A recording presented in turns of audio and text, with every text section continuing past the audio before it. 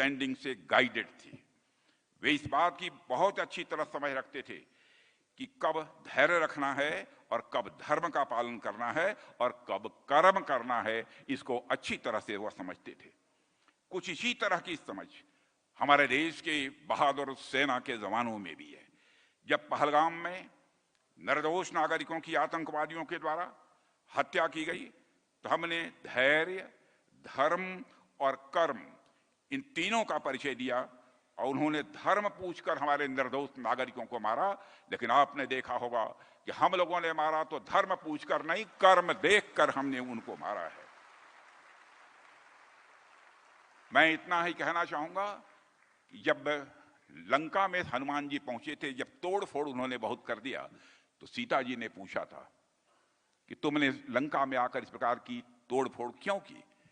तो हनुमान जी ने बहुत ही विनम्रता और शालीनता के साथ खड़े होकर सीता जी के कहा, हे माते, जिन मुहि मारा तिन मुहि मारे, जिन्होंने मुझे मारा केवल हमने उन्हीं को मारा है।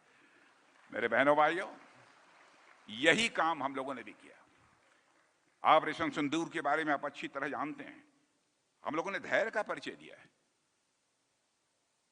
हमने अपने सैन्य धर्म से भी पूरी दुनिया को परिचय कराया है।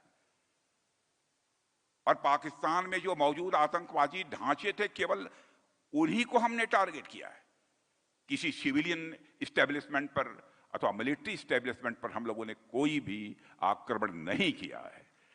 मर्यादाओं का हम लोगों ने पूरी तरह से पालन किया है। और मैं यह भी बताना चाहता हूं, यदि भविष्य में इस प्रकार की हरकत होती है तो इसी ताकत के साथ हम आतंकवाद का मुंह तोड़ जवाब देंगे, चाहे जिस भी रूप में हमको जवाब क्यों न देना हो। साथियों, एक्सट्रीम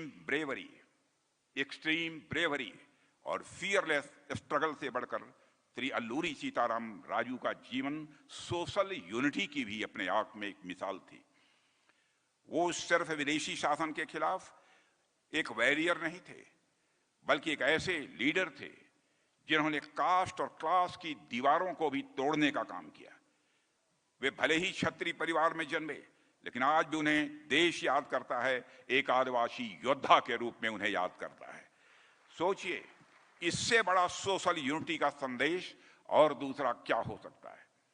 साथियों, अल्लूरी जी का जीवन हमें यह सिखाता है कि सच्चा नेतृत्व, रियल लीडरशिप वो होती है जो जाति पात से ऊपर उठकर हर समुदाय को अपनाता है और सबको साथ लेकर चलता है। उनकी विरासत हमें बताती है कि हम डिस्क्रिमिनेशन की दीवार गिराएंगे और एकजुट होकर एक लक्ष्य, एक भविष्य, एक भारत के लिए हम आगे बढ़ेंगे। लक्ष्य यही होना चाहिए, justice to all, appeasement of none, न्याय सभी को, लेकिन तुष्टीकरण किसी का नहीं होना चाहिए।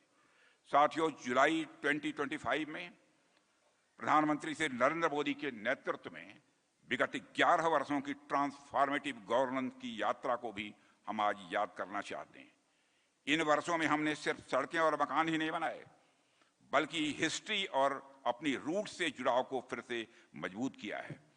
विकास की भी चिंता की है और साथ ही साथ विरासत की भी चिंता की है। इस डिटेल में मैं नहीं जाना चाहता।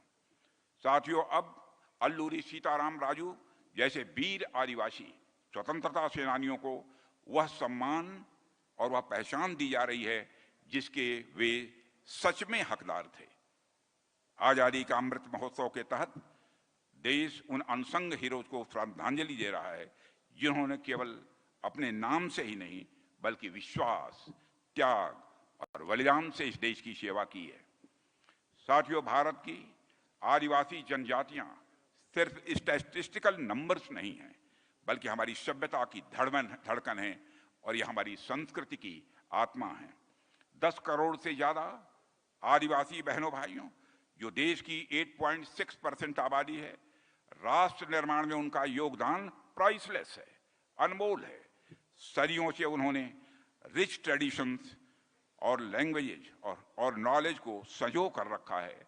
वे नेचर के साथ तालमेल में जीने की कला अच्छी तरीके से हमारे आदिवासी भाई बहन जानते हैं।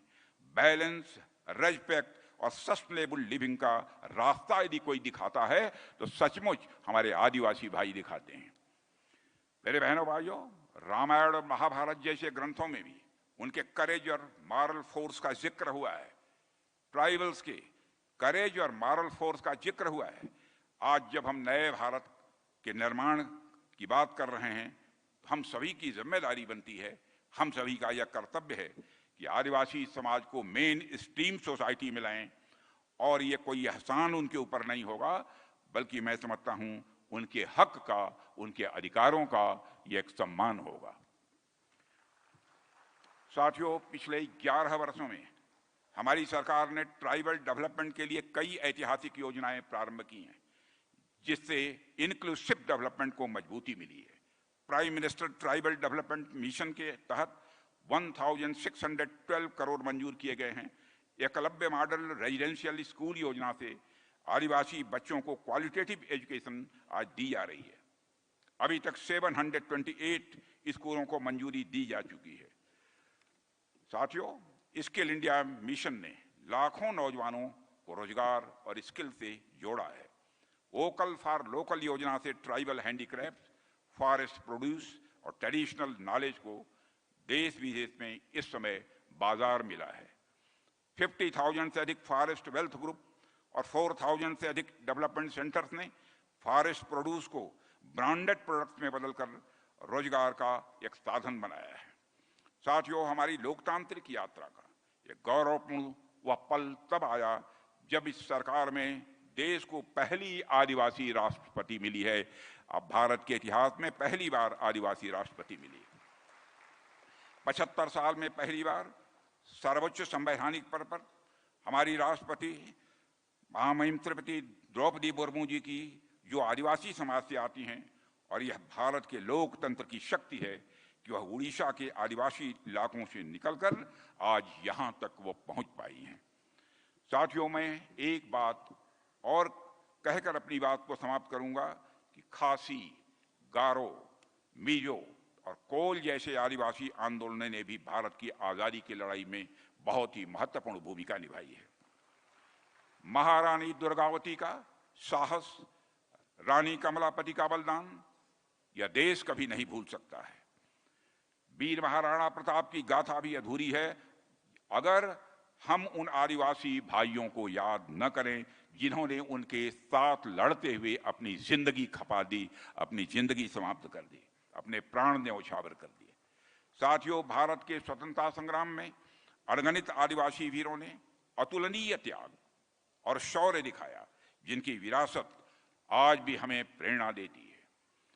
साथियों, मोदी जी के नेतृत्व में सरकार ने 2021 में 15 नवंबर को जनजातीय गौरव दिवस घोषित किया है। वह भगवान बिरसा मुंडा का जन्मदिन है, ताकि पूरे देश में आदिवासी वीरों के साहस और योगदान को समुचित सम्मान मिल सके। साथियों, 2024 से 2047 तक का समय सिर्फ आजादी की याद का नहीं, बल्कि एक न्यायपूर्ण और समान भारत के निर्माण का संकल्प है।